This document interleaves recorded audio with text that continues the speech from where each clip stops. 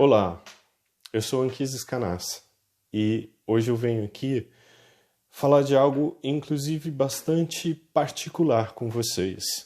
Eu sou facilitador de constelações desde 2013, acumulando aí algumas horas de experiência nessa prática, mas eu sou um estudioso dessa filosofia desde 2007, quando eu precisei buscar ajuda pela primeira vez junto dessa técnica, e ela foi extremamente transformadora na minha vida e segue sendo transformadora até hoje. O tema dessa palestra foi muito difícil de ser escolhido porque ele engloba tantas coisas. Nós vamos falar hoje aqui sobre as relações homoafetivas, as suas dinâmicas, as leis sistêmicas aplicadas a essas relações homoafetivas e a adoção.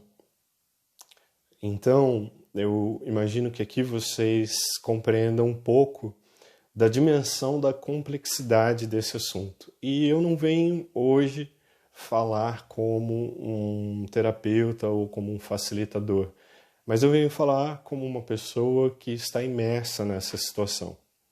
Eu sou gay, eu estou no meu segundo casamento, sendo que o primeiro casamento foi com um alemão, uma nacionalidade diferente, uma cultura diferente. E quando esse casamento acabou, eu encontrei uma outra pessoa, um outro homem com quem eu iniciei um relacionamento. Mas esse homem também vinha de um segundo casamento, sendo que no primeiro casamento dele, ele adotou uma garotinha. Então eu sou um padrasto, não sou pai, sou padrasto. Essa é uma coisa muito importante de ser compreendida, de ser frisada para que essa relação pudesse dar certo. E eu acho que vocês vão ver ao longo do meu relato que a nossa experiência com os casais homoafetivos não é assim tão diferente das dinâmicas existentes dos casais heterossexuais. Mas a complexidade dessa família me tocou para que eu compartilhasse essa história com vocês. Então, como eu estava dizendo, né, ele também vem de um outro casamento e eles adotaram juntos uma criança e se separaram. Esse casamento terminou com 7 anos de relação, quando essa criança tinha 2 aninhos de idade. Bom, o antigo parceiro dele é um imenso amigo dele. Eles são sócios na empresa, eles são parceiros na criação dessa garota e, mais do que isso, são amigos. E esse outro rapaz encontrou um outro namorado e formaram um casal e se casaram e ele se casou novamente, montando uma nova família. Quando eu cheguei nessa relação com o Hugo, que é o meu marido atual, eu cheguei de viagem e fui direto ao apartamento dele visitá-lo. Me lembro que com uma mala de viagem grande e tudo, era uma viagem internacional. E eu cheguei muito cedo. E a minha enteada acordou logo em seguida, pequenininha, prestes a completar 5 anos. E quando ela me viu, ela abriu um sorriso enorme, pediu para eu esperar um pouquinho e foi até o quarto. Ela tinha uma maquininha que ligava alguns fios e acabava fazendo algumas fitas ou algumas pulseiras. Ela me trouxe um pedaço grande daquela fita e pediu para eu colocar no braço. E quando eu olhei para o braço do pai dela, o meu namorado, eu vi que ele também tinha uma daquela pulseira. Então, fiquei muito feliz com aquele presente, achei um gesto encantador, mas a princípio, confesso para vocês que eu achei até feio e não coloquei no braço naquele momento. Isso, eu imagino que fosse umas 7, 8 horas da manhã. Em seguida, ela voltou para o quarto dela e pegou a maquininha para confeccionar uma nova fitinha, uma nova pulseira. E quando nós perguntamos o que ela estava fazendo, ela disse assim: eu vou fazer agora uma pulseira para o namorado do papai Bruno. Ou seja, ela queria que os 4 tivessem aquela pulseirinha. E quando nós perguntamos por que ela resolveu dar aquele presente, a resposta dela foi a seguinte: porque essa é a pulseira do amor e da amizade. Eu demorei uns 4 dias, eu fiquei muito impressionado com aquilo que a minha enteada me disse naquele momento. Mas eu demorei uns 4 dias para compreender que havia um pedido por trás daquele sorriso e daquele presente. E o pedido era mais ou menos o seguinte: escuta, façam o que vocês fizerem aí, não me encham o saco, porque no meu coração tem espaço para vocês 4. Essa é uma das percepções que mais me marcaram, e também para conseguir compreender o quanto uma criança é pura e o quanto uma criança tem a capacidade de perceber tudo o que acontece ao redor dela. Tudo. Se nós olharmos para essa família de forma ampliada e percebemos que existem aí 4 homens à disposição dela, a gente pode então perceber que eu fui o último que cheguei, né? Hugo e Bruno se encontraram, se casaram, passaram 7 anos juntos, se separaram. Bruno encontrou um outro homem, Davidson, e Hugo me encontrou. Eu fui o último que cheguei nessa família ampliada, né? E aquela garotinha, prestes a fazer 5 anos, confeccionou uma pulseira para cada um dos pais. E quando o par de tios ou de padrastos também estava completo, ela confeccionou um para cada um e deu a ordem dela: essa pulseira é a pulseira do amor e da amizade. Ou seja, não me encham o saco. Eu não tenho nada a ver com a separação de vocês, com os novos namoros, com os novos namoros. No meu coraçãozinho tem espaço para todo mundo. E essa é a beleza, né, da percepção das crianças, o quanto que isso é rico. Mas essa relação teve muitos desafios, e é um pouco a respeito desses desafios que eu quero falar hoje com vocês. Porque são desafios de alta complexidade e que sem a ajuda da inteligência sistêmica eu não estaria hoje aqui nesse relacionamento, né? Então, primeiro, acho que grande desafio foi, para mim, particularmente, foi entender a presença de um ex-marido tão próximo, né? Tão integrante dentro daquele círculo que eu não chamava de família até aquele momento, mas que eu olhava para aquilo com a ideia de que, sim, aquela relação tinha um potencial para eu poder chamar de família muito cedo. E eu vou ser honesto com vocês, extremamente honesto. Não foi fácil, não foi simples. Você precisa ter uma segurança muito grande. Não é como se ele fosse apenas um ex-marido. Eles trabalham juntos, eles são sócios numa empresa, ambos são médicos. Vivem um mundo em que eu não vivo, né? Trabalham nos lugares, têm amigos em comum que eu não tenho. A guarda da criança do meu marido, né? Então ela vive a maior parte do tempo na minha casa, ou na casa dele naquele momento. Mas essa sempre foi uma guarda muito compartilhada. A criança nunca passou privação de saudade de nenhum dos pais, né? Nós moramos numa cidade pequena, Teresópolis, embora eu seja de São Paulo, e no início dessa relação eu ia e vinha todas as semanas,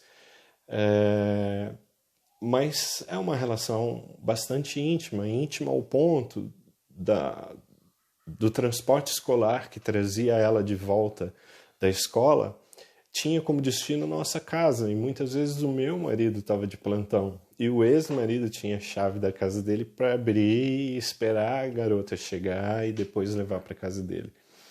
Então, essa foi uma relação que a princípio me demandou muita coragem, mas eu observei e tentei entender o que existia ali. E percebi que eu não corria nenhum risco. Risco no sentido de perder aquele relacionamento, ou ter aquele relacionamento de volta. Então, o que eu precisei fazer foi viver aquilo que eu tinha aprendido e que eu pregava em todos os meus atendimentos. O meu ex-marido alemão, o Nico, pertence. Porque ele deixou uma marca em mim que não vai ser desfeita. E a pessoa pela qual o Hugo se apaixonou tem uma marca de Nico. Assim como a pessoa pela qual eu me apaixonei, o Hugo, tem uma marca do Bruno. Todos, de alguma maneira, fazem parte dessa relação, né? E aqui nós temos um pertencimento muito grande. Mas a complexidade do pertencimento dentro das relações homoafetivas, elas não ficam restritas aos ex-relacionamentos, né? A nossa família de origem é também, de certa maneira, um desafio. Porque nós não somos a maioria no mundo. Só por isso. Eu não posso dizer que nós somos diferentes, eu não posso dizer que nós somos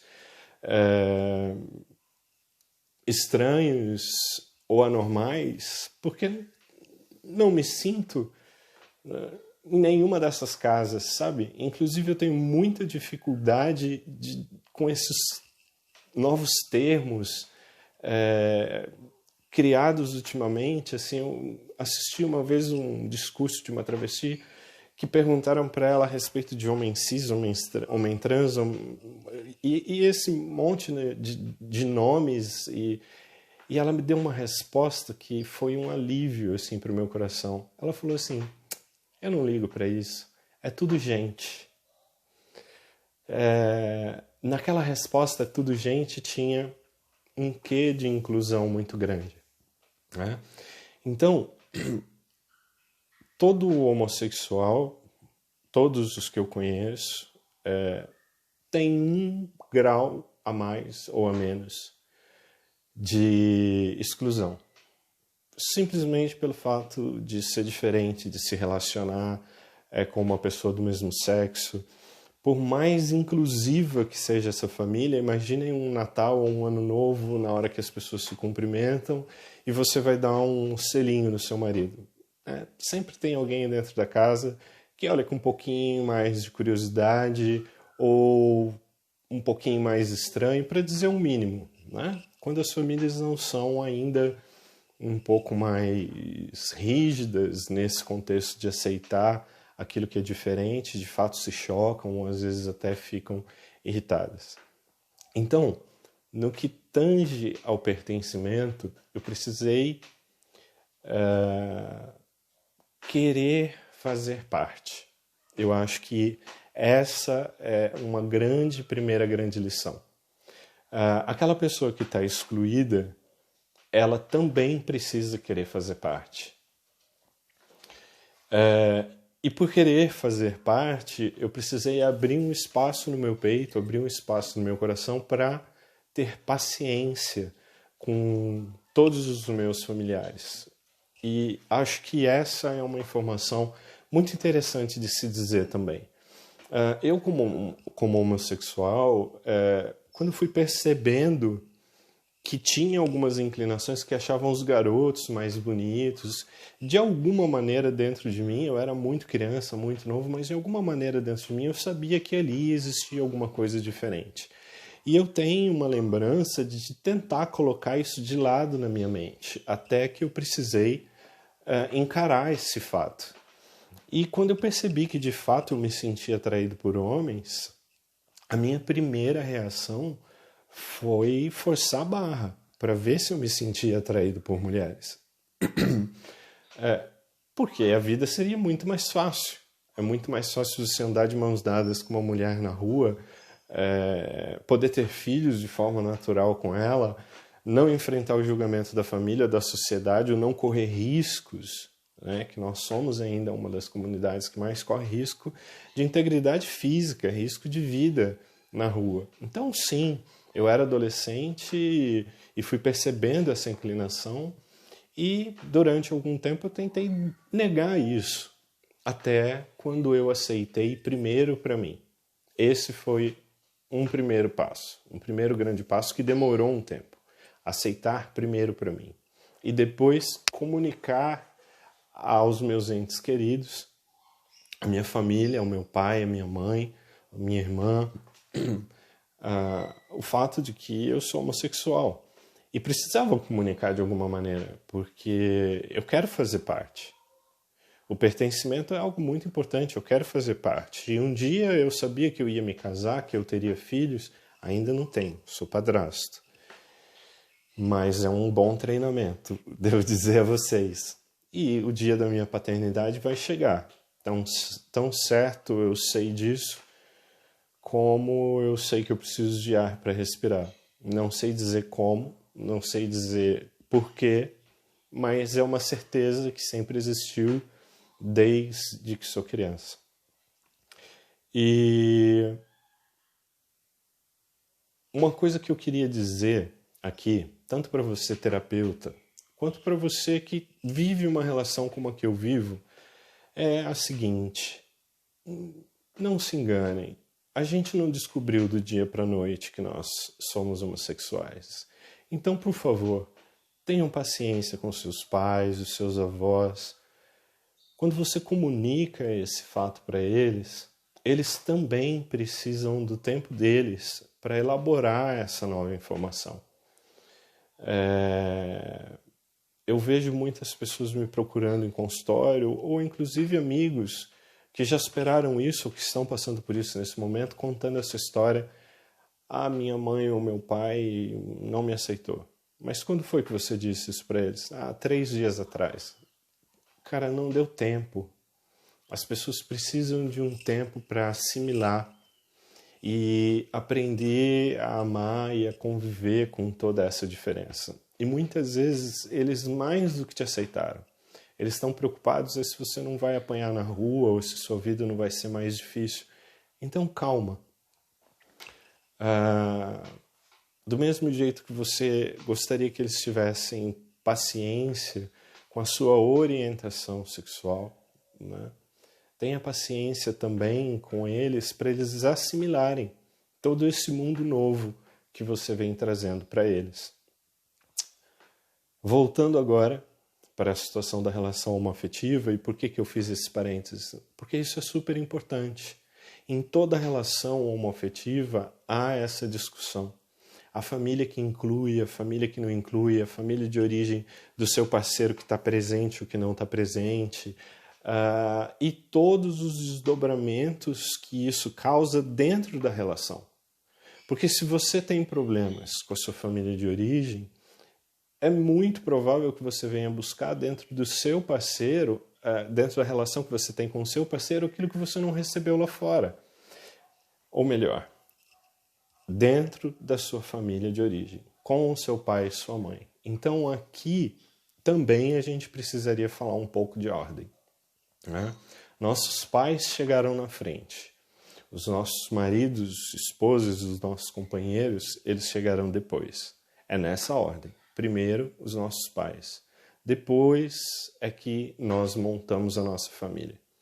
E é a mesma coisa na família do nosso parceiro. Primeiro chegaram os pais deles, depois nós é que chegamos nessa relação. E por falar de ordem, também temos aqui a ordem no que se refere aos relacionamentos anteriores. Eu contei para vocês a história do Bruno e do Hugo. Eu não estaria nessa relação hoje se eu não tivesse aprendido a respeitar essa ordem, né? E esse vínculo que eles criaram, que não é só um vínculo de uma relação, um vínculo existencial, mas um vínculo da criação de uma filha juntos, né? E aqui nós já estamos falando em ordem, mas faltou alguma coisa para falar a respeito do pertencimento. Nós temos que falar sobre o pertencimento da família de origem da minha enteada, que é uma criança adotada. Então ela vem com todo um contexto e todo um material genético e toda uma história que todos nós desconhecemos, inclusive ela, a respeito da origem biológica dela. e que nós aqui sabemos que é o vínculo mais forte que ela vai criar e vai gerar, né? E também temos que falar um pouco de equilíbrio. Toda relação de casal tem o seu desafio com equilíbrio. Como diz o Décio, com muita sabedoria, o equilíbrio é dinâmico. Aquilo que eu preciso de você hoje, posso não precisar mais amanhã. E aquilo que eu tenho para te oferecer hoje, eu posso não ter mais para te oferecer amanhã. Então, como numa relação heterossexual, a gente precisa aprender a crescer juntos dentro dessa relação. Esse crescimento é imprescindível para que a gente consiga permanecer juntos. Isso, não sei se eu li em algum lugar, mas eu tenho certeza que eu aprendi na prática. Esse crescimento juntos precisa ser intelectual, espiritual, no seu sentido da palavra espiritual, ou no sentido do casal, do que significa espiritual. Precisa ser um crescimento de vida, que é quando nós, como casais, paramos de olhar um para o outro e começamos a olhar para um destino em comum. A gente segue passo a passo nesse destino em comum em equilíbrio. E quando então nós estamos falando em equilíbrio, surge algo em relação aos vínculos anteriores. Surge a prioridade. Durante esses anos de relacionamento, não foi sempre fácil. Na grande maioria das vezes foi um desafio e foi difícil, com alguns términos e alguns recomeços. E em cada recomeço a gente percebia que esse vínculo aumentava. Bom, nós estamos falando aqui de uma família grande e eu hoje ouso chamar de família, porque o vínculo entre nós 5 ficou muito, muito forte, né? Nós, inclusive, somos vizinhos, e a vida foi se transformando de uma maneira em que estamos todos bastante interligados. Mas, no começo dessa relação, muitas vezes eu não me senti priorizado. Priorizado naquilo que significa construção de um futuro. Hoje eu estou casado, mas antes eu vinha da condição de namorado. Nunca falamos sobre isso, mas teve um tempo em que pode-se dizer que éramos noivos e por fim casados. E durante alguns momentos eu não me senti priorizado na busca desse sonho, na busca dessa direção, né?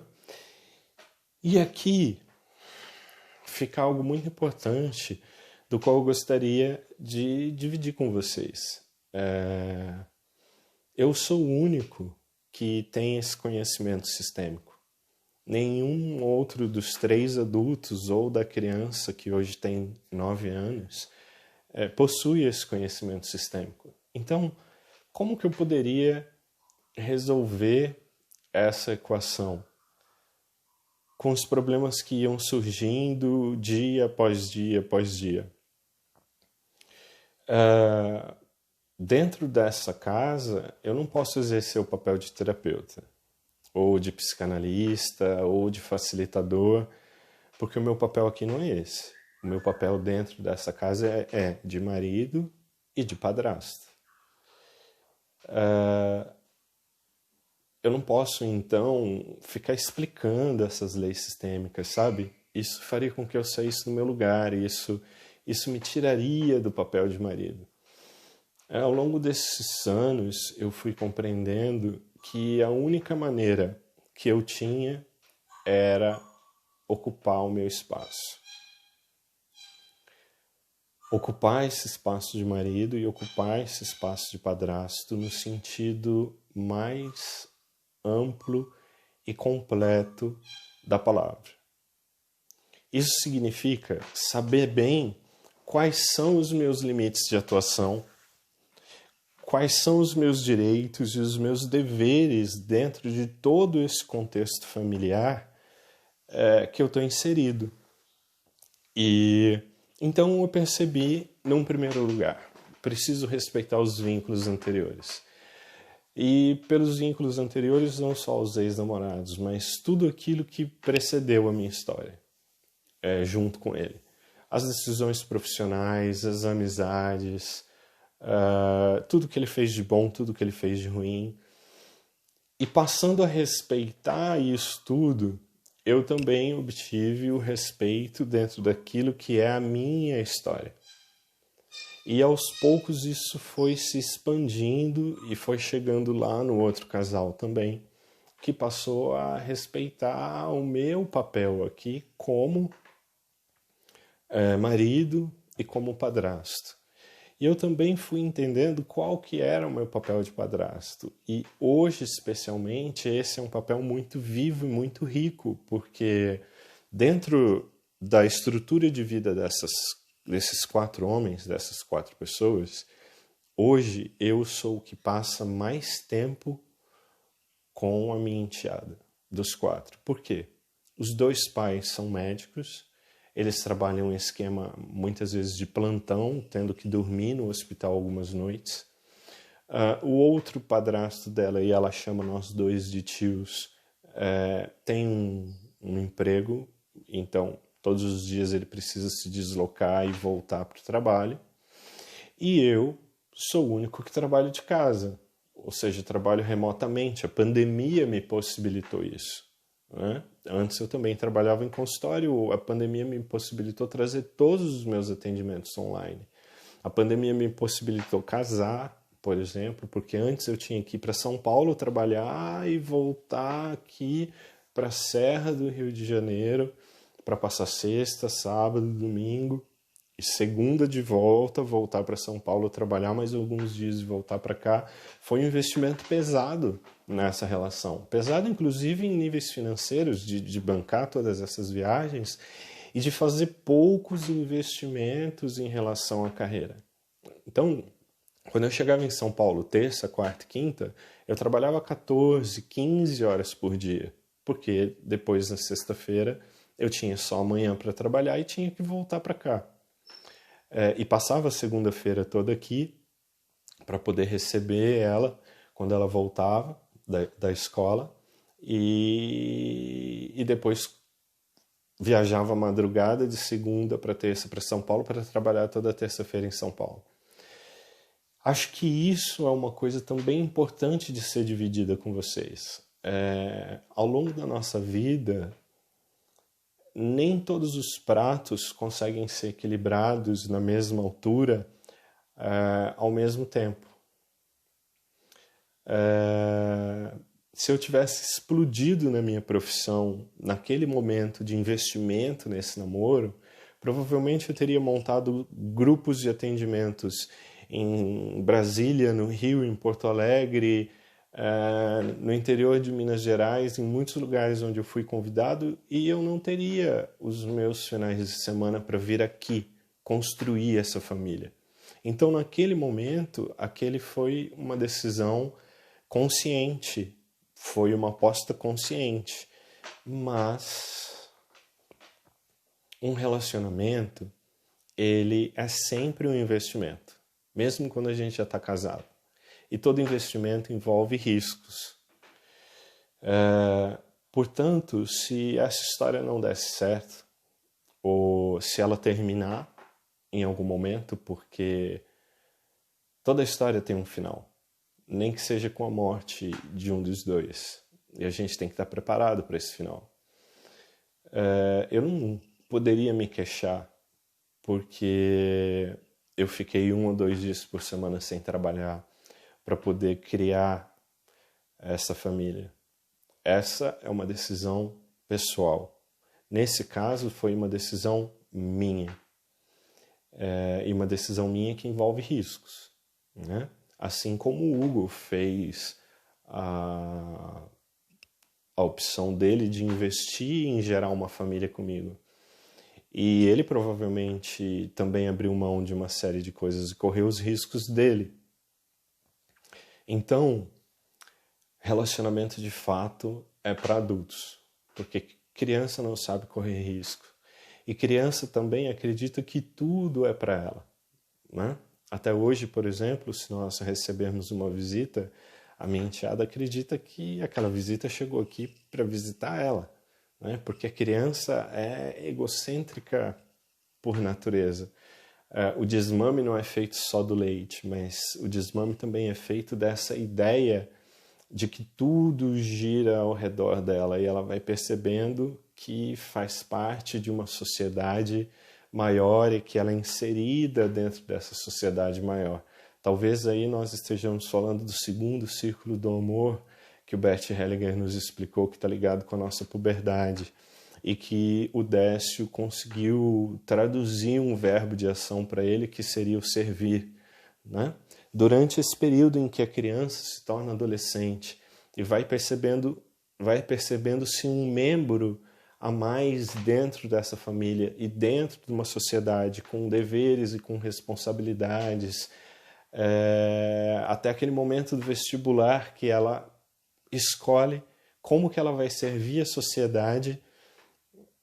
Esse é um período muito complicado para a família. Eu tenho visto isso diariamente, porque lidar com esse desmame do egocentrismo, né, a criança perceber que ela faz parte de algo maior, ela perceber que nem tudo é para ela, ela conseguir diferenciar o desejo da necessidade, é um momento doloroso, tanto para pais quanto para a criança, né? Nós vivemos isso nesse momento.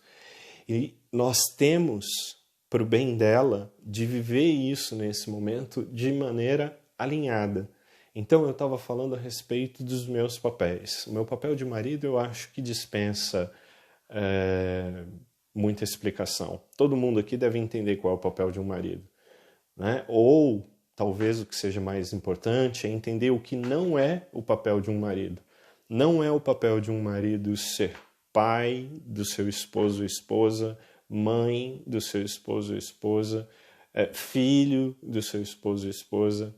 Não é papel de marido educar, não é papel de marido ser terapeuta, né? Papel de marido é ser companheiro.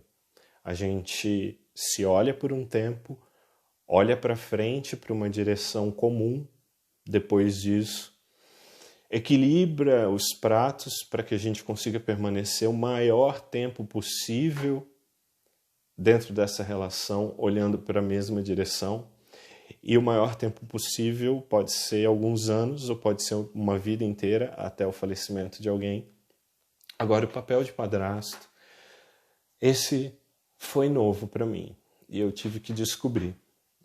O papel de padrasto, para mim, eu posso estar equivocado, mas para mim, hoje, o papel de padrasto é concordar com a educação que os pais dessa criança decidiram para ela e me tornar uma espécie de executor das ordens quando eles não estão presentes. Então isso se tornou aqui em casa algo muito claro. Por exemplo, o horário dela ir para a cama é às 11 horas da noite. Essa é uma decisão tomada pelo pai dela. Se fosse meu filho, iria para a cama mais cedo. Mas não é meu filho. É filho dele, do meu companheiro. Então, na segunda e na terça-feira, quando ele está de plantão e sou eu quem estou em casa com ela, ela vai para a cama às 11 horas, seguindo as regras dele. Porque eu não sou o pai. Eu não tenho esse poder de decisão. Esse poder de decisão é dos pais. O meu compromisso aqui é fazer cumprir na medida que eu posso, na medida que eu queira colaborar com essa família, seguindo as orientações dos pais. Eu estou sempre em segundo plano. Um executor da estratégia que eles traçam. Mas, por exemplo, na quarta-feira, quando ele já chegou em casa, e aí a figura dele está em casa. O pai está em casa. Tudo aquilo que ela me pede na segunda e na terça, quando ele não está aqui, ela já sabe que tem que pedir para ele. Então, se esse filme pode ou se esse filme não pode, se esse programa pode ou se esse programa não pode, se ela pode, ela gosta muito de Nutella, então ela sempre quer Nutella.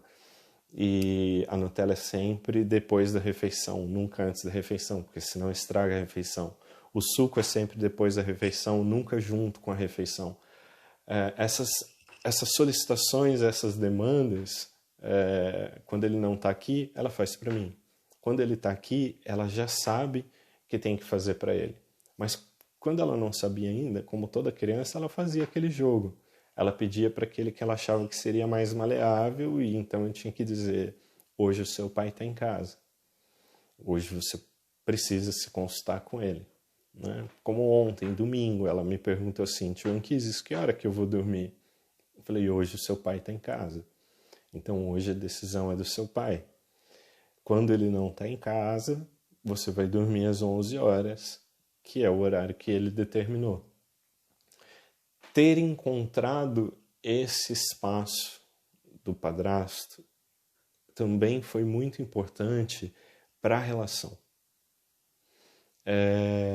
E para o convívio com o outro pai dela, que é o meu amigo hoje, né? Porque ele sabe que a decisão que ele toma lá na casa dele, ou que ele toma em conjunto com o meu marido, é respeitada desse lado. Então, nós passamos a ter uma convivência harmônica e, com o tempo, essa convivência se tornou tão respeitosa que pôde ser mais próxima. Então hoje ela pode se beneficiar de ter os dois pais e os dois tios fazendo uma viagem, como nós fizemos recentemente para Gramado e Canela, junto com ela, e ela chama isso de minha família. Essa é a minha história. Não é fácil de ser vivida, como não é fácil de ser vivido nenhum outro casamento. Mas é possível. E os conceitos sistêmicos me mostraram isso. Concluindo a ideia que eu vinha trazer para vocês, que é a ideia da ordem. Quando eu ocupei plenamente o meu lugar, eu fui priorizado e cada outra peça desse tabuleiro, ou cada outra pessoa, foi obrigada também a se dirigir para o seu próprio espaço e ocupar o seu próprio lugar. Lá naquele outro casal, se eles têm problemas, provavelmente não nos diz respeito. A gente não se envolve. A gente tem problemas? Temos nossos problemas, sempre. Eles também não se envolvem. Nossa amizade, todos nós cuidamos. Do bem-estar dela, todos nós cuidamos. A estratégia de educação, a estratégia de que escola estudar, que escola não estudar, que curso vai fazer, que curso não vai fazer, o que é saudável, o que não é saudável, isso fica a cargo dos pais. Os padrastos, que ela chama de tios, cumprem aquilo que os pais determinam e acreditam que seja o melhor para elas. E no meu coração, ela tem um espaço enorme, porque o amor por ela é muito grande, como vocês podem imaginar. E porque quando eu tiver o meu filho com o Hugo, ela vai ser a irmã mais velha. E ela trouxe para dentro dessa casa um enorme contexto de experiência. Tantos erros foram cometidos com o filho mais velho, que depois os próximos vão se beneficiando, porque aquela falta de experiência dos pais agora já existe. Já existe uma experiência. Não somos mais tão incompetentes como pais. Já temos mais chances de acertar de forma mais e melhor. Então, ela tem um grande espaço no meu coração, porque eu a amo, porque eu sei que ela me ama, porque ela deixa todos os meus dias mais coloridos e porque a existência dela beneficia o meu filho quando o meu filho chegar. E por fim, eu queria falar de algo que eu ainda não entendo completamente. Foi o Décio que me alertou a primeira vez sobre a existência dessa dinâmica. Não tive a chance de observar se essa dinâmica acontece em relacionamentos homoafetivos femininos. Mas entre dois homens, a gente percebe sempre e com muita frequência essa dinâmica. De alguma maneira, nós homens acabamos brigando pela liderança da relação. Algo acontece e a gente se choca, alguém sai vencedor e esse alguém conduz a relação durante algum tempo até que existe novamente um novo choque. Essa mesma pessoa ganha o conflito ou a outra pessoa ganha o conflito e se estende a condução dessa relação por algum tempo. Esse algum tempo pode ser alguns meses, alguns anos, poucos dias. O fato é que, aparentemente, na nossa natureza, existe esse desafio pela condução, né, das coisas. E a gente acaba entrando em grandes ou pequenos conflitos, mas que são sempre muito dolorosos, muito dolorosos. E isso sim eu expliquei para o meu marido, mas não como um papel de terapeuta, como um marido que queria melhorar a relação. Eu chamei ele e falei, nós temos aqui uma série de conflitos e eu aprendi essa coisa nova. Eu queria que você olhasse esse estudo e tirasse as suas conclusões sobre ele, porque de repente isso aqui pode melhorar a nossa convivência e a nossa relação. Foi a única coisa que eu disse a respeito. Ele viu, ele entendeu, nunca me disse uma palavra a respeito disso, mas aparentemente ele entendeu do que se trata e até concordou, de maneira que a nossa relação também passou a ser muito mais harmônica. Nós entendemos que ninguém precisa conduzir nada o tempo todo. E aí, essa foi uma super sensação de leveza, sabe? Aprendemos a contar mais um com o outro quando alguém não está bem e fala assim, olha, e disso você cuida. Disso aqui você cuida. Né? Por exemplo, morávamos num apartamento, estamos morando numa casa.